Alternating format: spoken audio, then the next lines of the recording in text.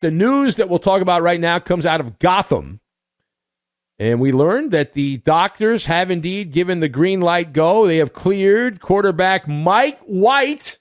Mike White has been cleared. Oh, he's cleared. What does that mean? He will start Sunday when the Jets hope to not be winless in Seattle as the Jets travel cross-country to the Pacific Northwest to take on the Seahawks and their old quarterback, Geno Smith.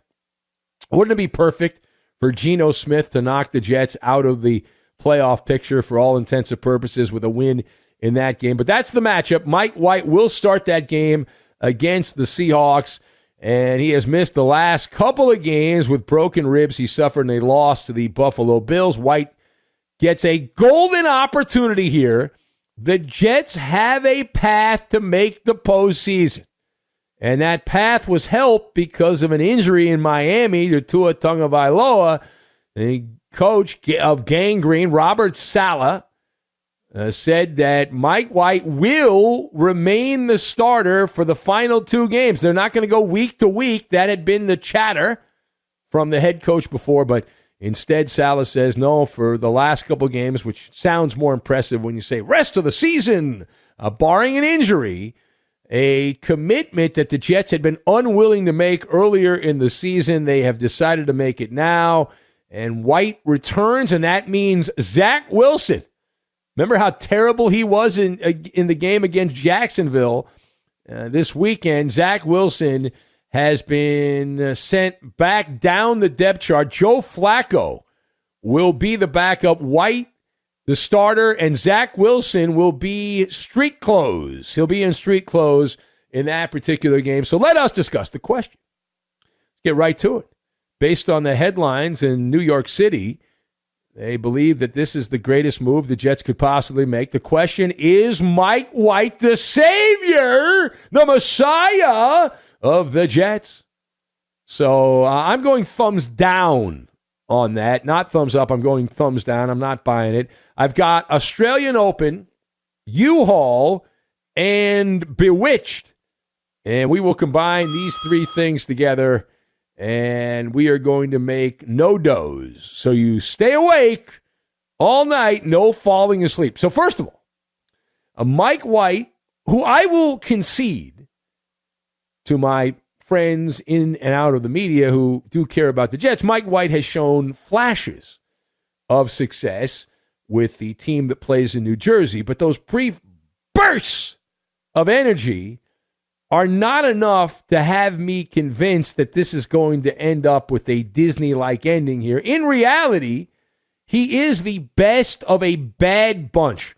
The Jets quarterback room, they need a deep cleanse. They need some bleach. Scrub-a-dub-dub. Mike White, who had a wonderful opening act, both of these last couple of seasons here, but this year against the second-rate Bears team. Since then, he's just been a drug on the market in games against the Vikings and the Buffalo Bills. And there is no great demand for Mike White. Like if Mike White was a free agent, would teams be lining up to sign him? No. He's not head and shoulders above other quarterbacks. He's just another guy. He's a Jag, but not a Jacksonville Jag. For example, all right, I go back to the game in Minnesota where Mike White had multiple chances to come from behind, beat the Vikings, but he performed like he was a tennis player at the Australian Open. A lot of unforced errors in that game, mistakes that he made because of his actions as the Jets quarterback, not because of some dumb teammate or any amazing play by a Minnesota defender. That was on the shoulders of Mike White. Overall, his play has been spotty, but slightly better than the alternatives. His resume as an NFL quarterback out of Western Kentucky, he's had two dazzling starts against the Bengals in 2021, no jitters whatsoever, and against the Bears this season. He knows how to make a great first impression. And in those two games, he had 6 touchdowns, 2 interceptions, averaged almost 10 yards per pass, passer rating of 123. Jets won both those games, and that created the legend above the fold legend of Mike White. Now, what about the other 4 starts he's had as a Jets quarterback? That is cover your eyes bad. One of them he got hurt early in the game, but overall, Mike White, who in the 2 wins has completed over 80% of his passes, in the losses less than 60%, and his yards per pass attempt barely over 6, only 1 touchdown in those other 4 games. And the Jets, 0-4 in those other 4 starts. So White he's been kind of like the Atlantic Ocean, right? The waves go up, the waves go down. They're not very big waves like the Pacific, and that's just the way it is. Now, secondly, Robert Saleh, he says that he plans to do everything he can to develop Zach Wilson. Now, do you believe Robert Saleh when he stood at the dais and got all worked up about how we still believe he's going to be a great player? So the answer to this is obviously no. This is a delicate subject. It's a weak spot for the Jets. Robert Saleh has to be Mr. Positive, Mr. Sunshine, and lollipops and rainbows in the media. That's in his DNA.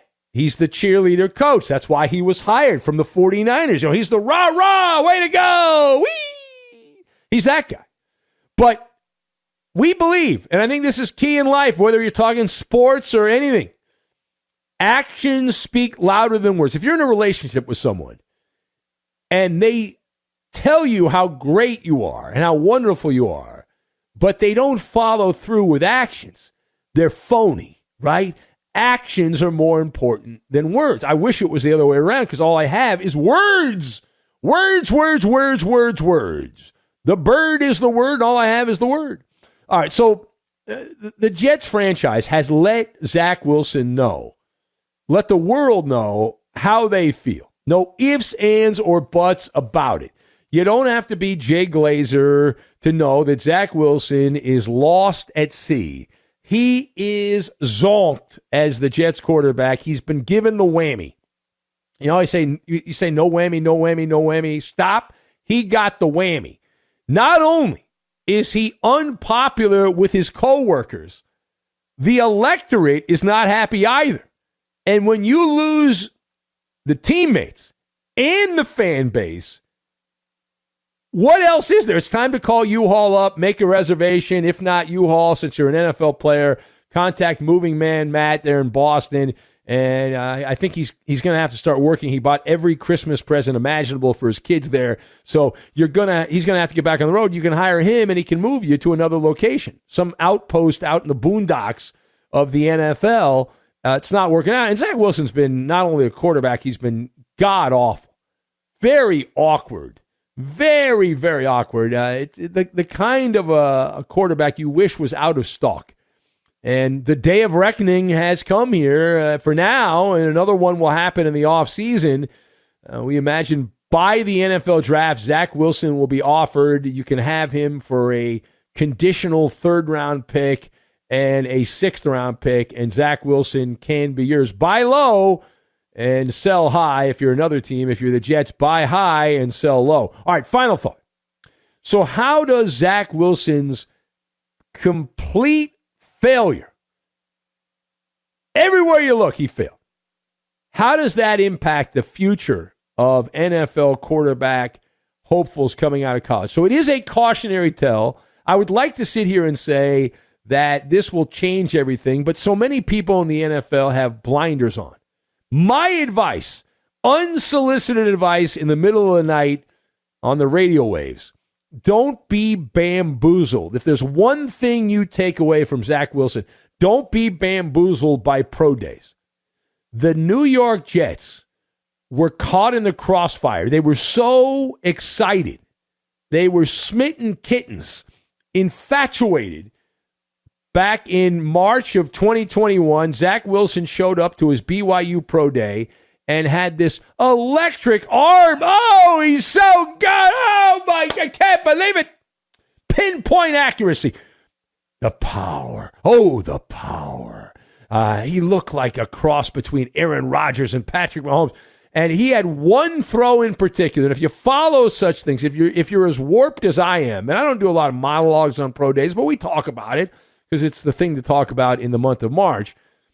But there was one throw, you know the one I'm talking about, where it absolutely hypnotized the Jets, called the throw of the pro day season, if there is such a thing. And what did Zach Wilson do? He faded to his left and threw a dime to the other hash mark on the right side. Now, granted, there was no one rushing him. It was against air, but that moment was a viral moment. And at that point, the Jets took a blood oath. This is our guy. This is the guy we need. We must have this player. And they overlooked the fact that Zach Wilson was, at that time, the concern was he was a one-year flash in the pan, a one-hit wonder at BYU. He was undersized. He had the reputation of being slow at reading defenses. All of that was tossed out the window because, but did you see the throw? Did you see the laser? The laser that this guy threw. And from that moment forward, the Jets were enthralled. They were enthralled by Wilson. They were under the spell. They were bewitched. They were absolutely bewitched. It was orgasmic for amateur scouts on social media. And the lesson is I would not even show up to some of these pro days. And certainly not, don't be a prisoner of the moment. Become wise. Become responsible. And if you're drafting a player, you should base it on how they do in the actual games. And whether, based on how much time they played and what they did in the games and all that. But if you're going to base it on a workout, the underwear Olympics, as we like to call it, it's embarrassing.